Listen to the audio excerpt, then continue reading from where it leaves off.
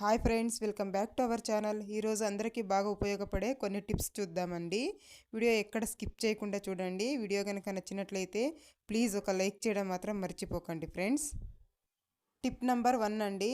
వెల్లుల్లిపాయలు ఉలవాలంటే గోర్లు నొప్పి పెట్టేస్తూ ఉంటాయి ఎప్పుడైనా ఎక్కువ వెల్లుల్లి కావాలి అన్నప్పుడు. అలాంటప్పుడు చూడండి, ఇలా చాకుతో ముందు భాగం ఇలా కట్ చేసేసుకొని వెల్లుల్లిని ఇలా మధ్యకి ఇలా కట్ చేసేయాలండి. కట్ చేస్తే చూడండి, సులువుగా పొట్టు అనేది వచ్చేస్తుందండి. మనకు అసలు గోర్లు కూడా నొప్పి పెట్టకుండా ఉంటాయి. పని కూడా సులువుగా అయిపోతుందండి. ఎన్ని వెల్లుల్లి అయినా కూడా ఈజీగా ఒలిచేయచ్చు. ఇలా కాస్త కాటు పెట్టినట్లు పెడితే మధ్యకు చూడండి ఎంత ఈజీగా వచ్చేస్తుందో పొట్టు అనేది. మీరు కూడా ట్రై చేసి చూడండి. ఈ టిప్ చాలా బాగా యూజ్ అవుతుందండి. ఎన్ని వెల్లుల్లి అయినా ఈజీగా ఒలిచేసుకోవచ్చు, గోర్లు నొప్పి పెట్టకుండా. ట్రై చేసి చూడండి.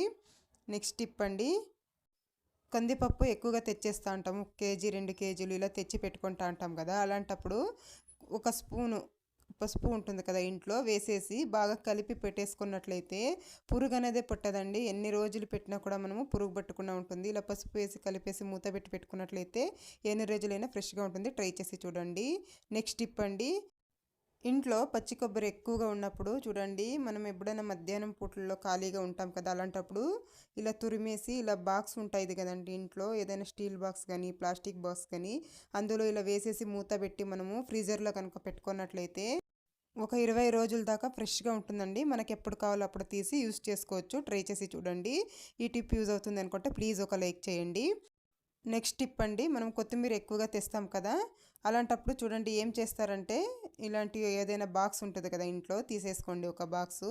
ఇలాంటి దాంట్లోకి ఇలా పేపర్స్ ఉంటాయి కదండి, పిల్లలు రాసినవి అవి ఉంటాయి కదా ఇంట్లో, అవి తీసుకొని ఒకటి అడుగు బాగాన ఒకటి వేసేయాలండి. బాక్స్కి అడుగు బాగాన ఒక పేపర్ ఇలా మడతి వేసేసి కొత్తిమీర మొత్తం ఇలా కట్ చేసి వేసుకోవాలి. చూడండి, ఇలా తొందరగా అవ్వాలి అంటే ఇలా ఒక 4-5 పట్టుకొని ఇలా కట్ చేసినట్లయితే తొందరగా అవుతుందండి.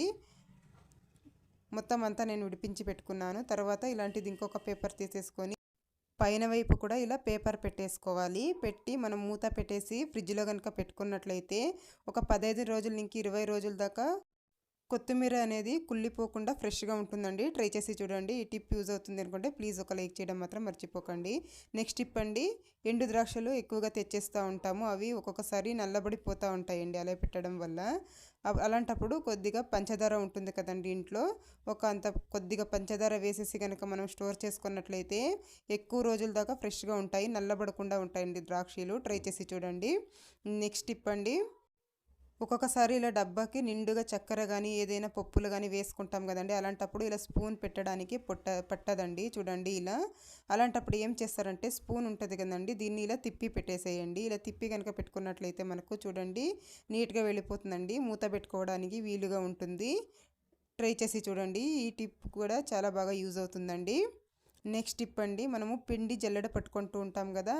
అలాంటప్పుడు ఉండలుగా కట్టుతూ ఉంటుందండి. అలా కాకుండా ఉండాలంటే ఒక 2 కాయిన్స్ ఉంటాయి కదండి ఇంట్లో, ఇలాంటి కాయిన్స్ కనుక వేసేసి మనము పిండి జల్లెడ పట్టుకున్నట్లయితే ఉండలు కట్టకుండా ఉంటుందండి. పిండి అనేది నీట్గా మనము చేయి పెట్టి కదిపే పనే లేదు, అంత నీట్గా జల్లెడ పట్టేసుకోవచ్చు.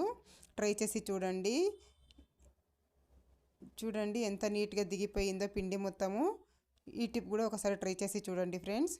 నెక్స్ట్ టిప్ అండి. మనము ఇంట్లో మినప వడలు వేస్తూ ఉంటాం కదా. అలాంటప్పుడు ఒక్కొక్కసారి నీట్గా ఇలా షేప్ అనేవి రావండి రౌండ్గా.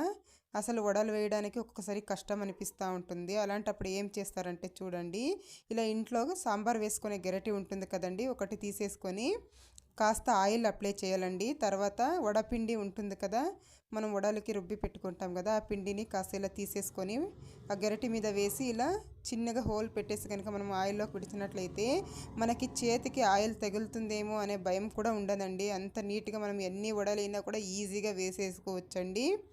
చూడండి ఎంత నీట్గా వేసేసుకోవచ్చో. చూస్తారు కదా ఎంత నీట్గా వచ్చాయో షేప్ అనేది.